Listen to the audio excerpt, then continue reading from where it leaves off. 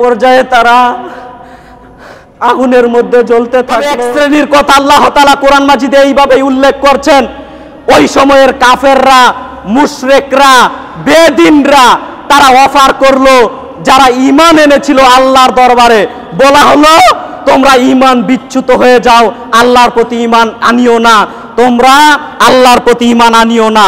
তারা বলল আমরা আল্লাহকে মেনে নিলাম, এক আল্লাহর প্রতি ঈমান আনয়ন করলাম।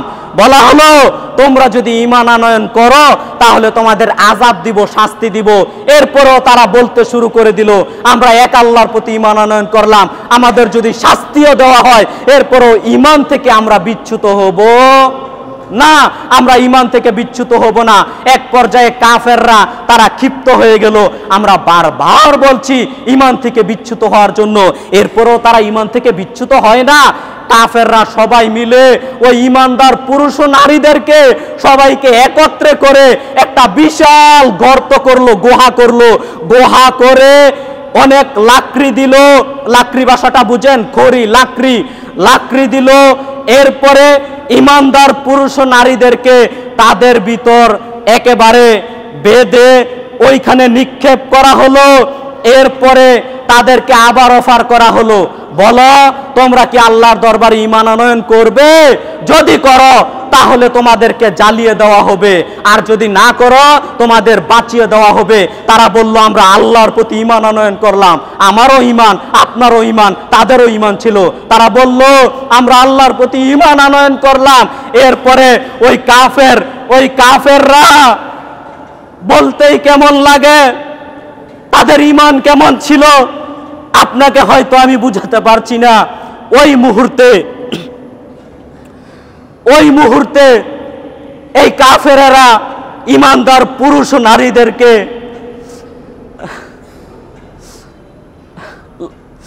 আগুন দিয়ে জ্বালিয়ে দিল।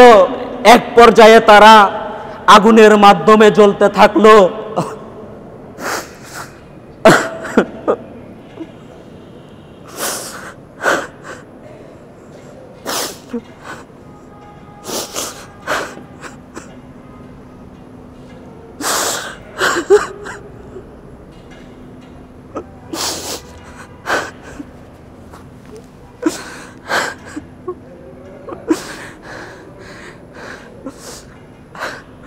এক পর্যায়ে তারা আগুনের মধ্যে জ্বলতে থাকলো।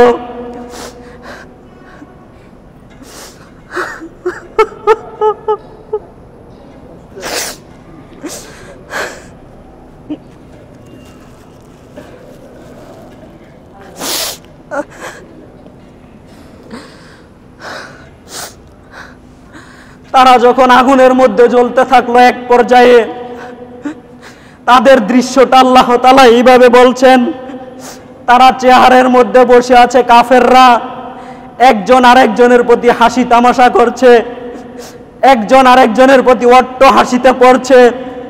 দেখো ঈমানদারেরা কিভাবে আগুনের মধ্যে জ্বলছে।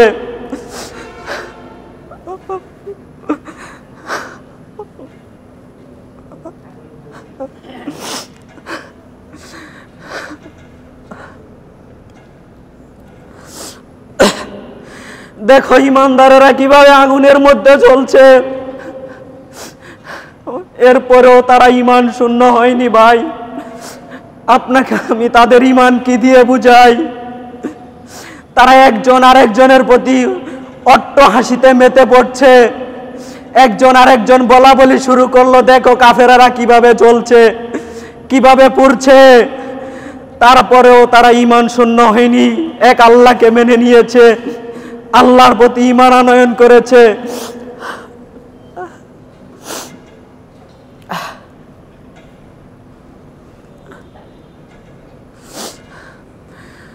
আল্লাহ তাআলা বলতে গিয়ে তিনি এই বিবরণ পেশ করার পরে এক পর্যায়ে বলছেন, শোনো, এই যে কাফেরগুলো আছে না, তারা যে ঈমানদার পুরুষ ও নারীগুলোকে জ্বালিয়ে দিল আগুন দিয়ে, এই যে কাফেরগুলো আছে না, তারা ঈমানদার পুরুষ নারীগুলোকে জ্বালিয়ে দিল আগুন দিয়ে, এই কাফেরগুলো যদি আল্লাহর দরবারে তওবা করত, আমি আল্লাহ তাদেরকেও মাফ করে দিতাম। আল্লাহর দয়া কত! আপনাকে আমি ভাই কি দিয়ে বুঝাতে পারি? এই কাফেরগুলোও যদি আল্লাহর দরবারে তওবা করত, আল্লাহ সুবহানাহু ওয়া তাআলা বলছেন তাদেরকেও আল্লাহ তিনি মাফ করে দিতেন। আল্লাহর দয়া কত, আল্লাহর রহমত কত, এইটা হয়তো আপনাকে আমি বলে বুঝাতে পারবো না ভাই। আপনাকে আমি বলি, আপনি পাপ করে চলছেন দুনিয়াতে, দিনের পর রাত পাপ করে চলছেন। একটু শেষ রাত্রে উঠে 2 রাকাত সালাত আদায়ের পর 2টা হাত তুলে আল্লাহর দরবারে একটু কান্নাকাটি করুন।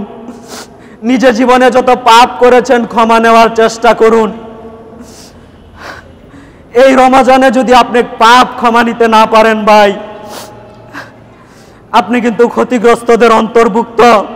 যেটা হয়তো বিভিন্ন আলোচকদের মুখ থেকে শুনেছেন, নবী সাল্লাল্লাহু আলাইহি সাল্লাম 3 বার মিম্বরের উপর দাঁড়িয়ে বলেছিলেন একটা কথা, যারা রমজান পেল কিন্তু পাপ ক্ষমা নিতে পারলো না, তারা ক্ষতিগ্রস্তদের অন্তর্ভুক্ত, তারা ক্ষতিগ্রস্তদের অন্তর্ভুক্ত। সম্মানিত দ্বীনি মুসলিম ভাই বোন, আমি আপনাদের বলে গেলাম রমজান চলে যাচ্ছে, 1-2 করে চলে যাচ্ছে। পাপ ক্ষমা নেওয়ার চেষ্টা করেন। নিজে জীবনে যা পাপ করেছেন, অন্যের সম্পদ মেরে খেয়েছেন, দিয়ে দেন তাকে।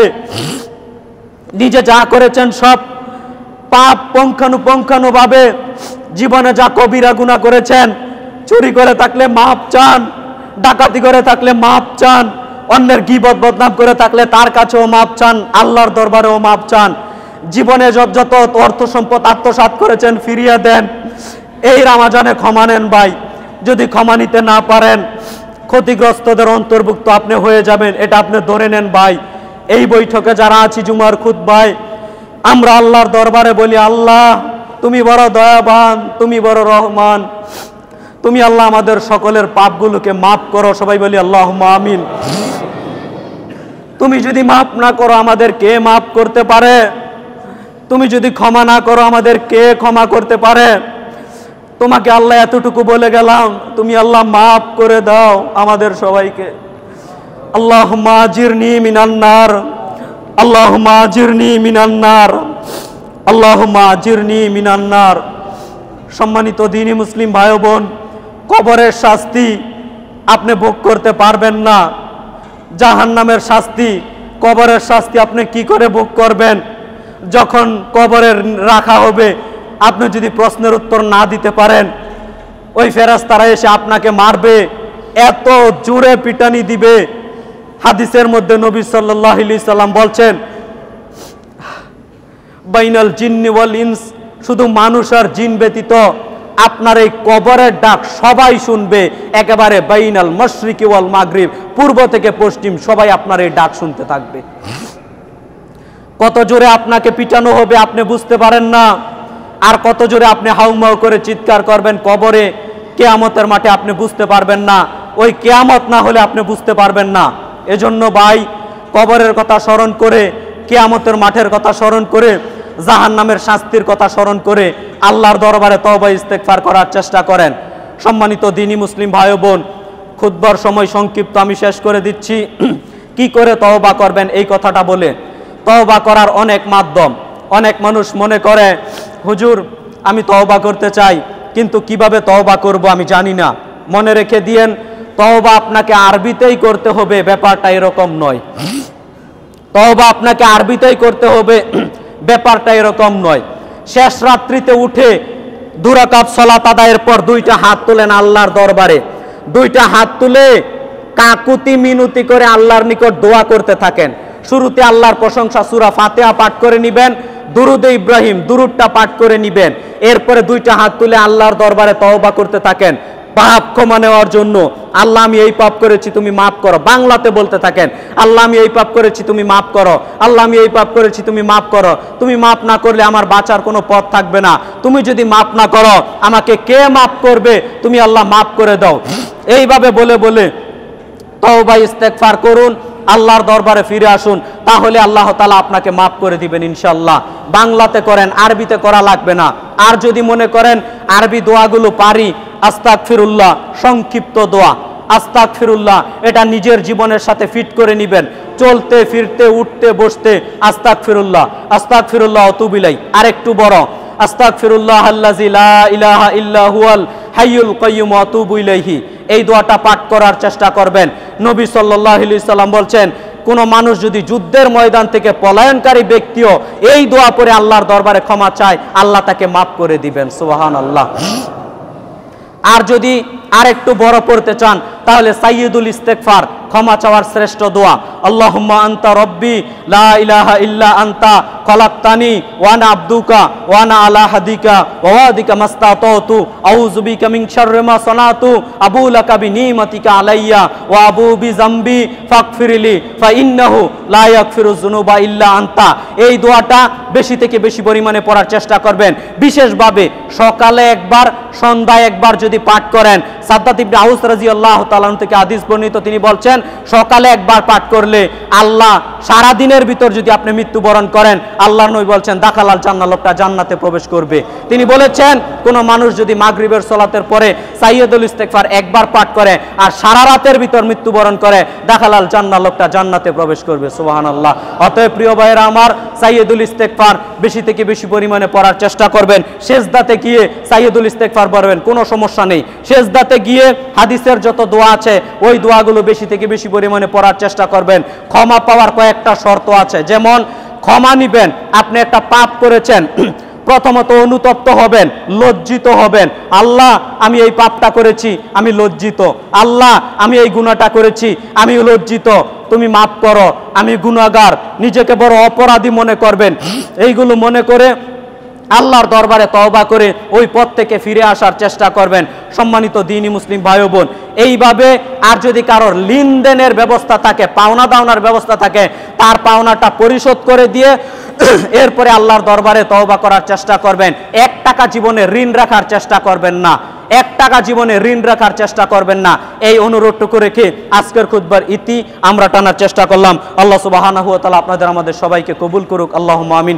আল্লাহুম্মা সাল্লি আলাইহি, আল্লাহুম্মা বারিক আলাইহি।